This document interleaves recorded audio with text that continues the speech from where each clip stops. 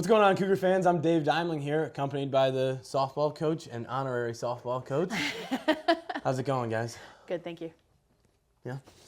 You had an eventful weekend. Overall, you got a sweep where you really took care of business against WLC. That you had one of those where it was slaughter in 5, and then had an unfortunate turn in Lyle against Ben U. Kind of give me the rundown of both games, and then we'll kind of take a deeper look into both series after you give your views. You know, it was, once again, Wisconsin Lutheran was a testament to our kids. They came out, they played, they made a run in game 2, and what we have done all year is we've been able to stand our ground, and they keep learning and they keep getting better. So it was a really fun series, and it was really cool to see being able to clinch a spot in the NAC. It's the first time since 2008, so this is a testament to the group of seniors that I have, as well as the group of girls that have decided to be a part of Team 65 this year. Ben U, I'm not disappointed. I mean, I am a little disappointed we were able to at least split with them, but they made the plays and we didn't. That's just how the game goes. So they played a little bit better at certain times. We couldn't get our bats going in game 1, and they did. And then we made a couple of mistakes here and there, which is going to happen in those pressure-filled games. But and you're in the bottom of the 7th with the winning run at at third base actually, and our kid just didn't play the ball cleanly, and that's softball. That's part of it. It's part of the game. So kudos to them. They came out, they were playing, they hit the ball really well, and we just didn't do our job that way. So they just played better than we did. So not disappointed in the weekend at all, especially clinching. And getting us ready for this last weekend of conference play and getting ready for the conference tournament next week. Yeah, I think one of the good things, too, about getting to play those quality teams like Benedictine, and we'll talk later on about those conference games you got coming up this weekend, you get to see what they look like for potentially playing them next week in the tournament. So while it didn't go your way, you kind of get a good glimpse at it. And then I want to kind of mention a couple names. Emily Garcia against WLC had a 5-hit game, including a big homer, and then Arissa Santos also had a big homer against Ben U. Obviously, that Ben U game didn't go your way, but kind of how important are those big swings? I know you guys haven't been getting a ton of extra base hits this year, but when you get them, kind of how does that shape the overall view of the games? To be honest with you, it really doesn't change anything. We're not a home run hitting team. We're kind of that singles and doubles type of team. So when we get something like that, it just brings enthusiasm and celebration out. And it's fun to see them be able to do that.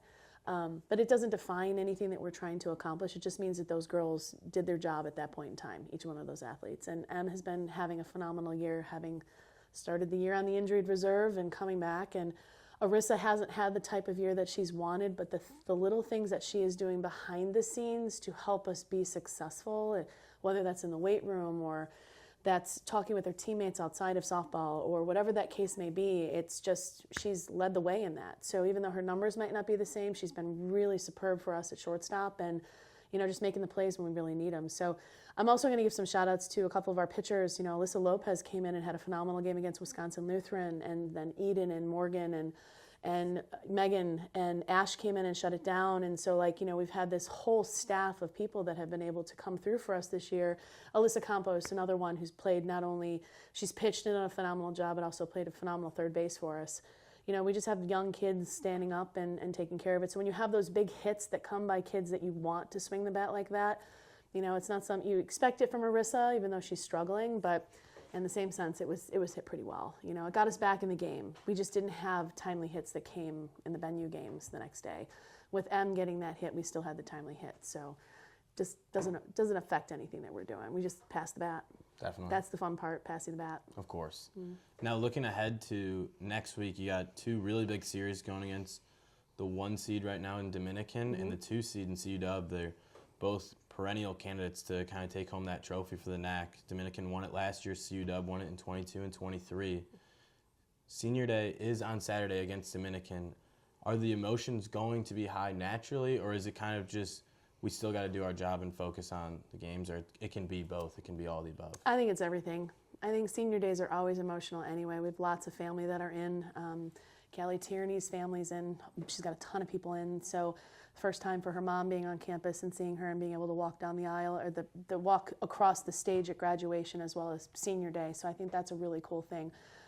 We have to use the games to get us ready for next week. And if we're going to be the best, we have to play the best. And both of these teams have been perennially at the top of the conference. They know how to win, which is we're learning kind of what it is to win and can win consistently. So being able to play them is a really cool thing. So looking forward to the weekend, looking forward to seeing what happens and setting us up for some success next week, hopefully.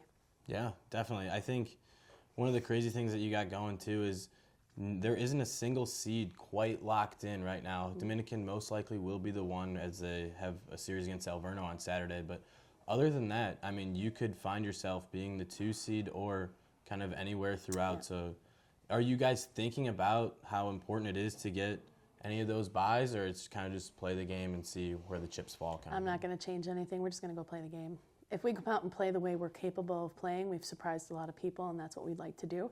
But we have to control that, and the other teams are going to come out. Finals are this week. Everyone's kind of taking a breath now. Graduations will happen, so everyone can kind of play a little freer, which is a really big thing, So I think just coming out and just staying true to what we've believed in our process and just keep getting better and use every game as an opportunity to learn. I think that's what we're going to keep going with. And wherever we're meant to be, we're meant to be. That's how it's been from day one. So definitely. Well, congratulations on qualifying for the tournament. Congratulations to all your seniors on their special week that they got ahead, whether it's done with their classes, graduating, walking across the stage, and of course, senior day to cap it all off. So good luck this weekend, and I hope for all the best. Yep, thank you very much. You too. All right. For any more information on CUC Softball, go to cucougars.com. I'm Dave Dimling signing off. Roll Cougs.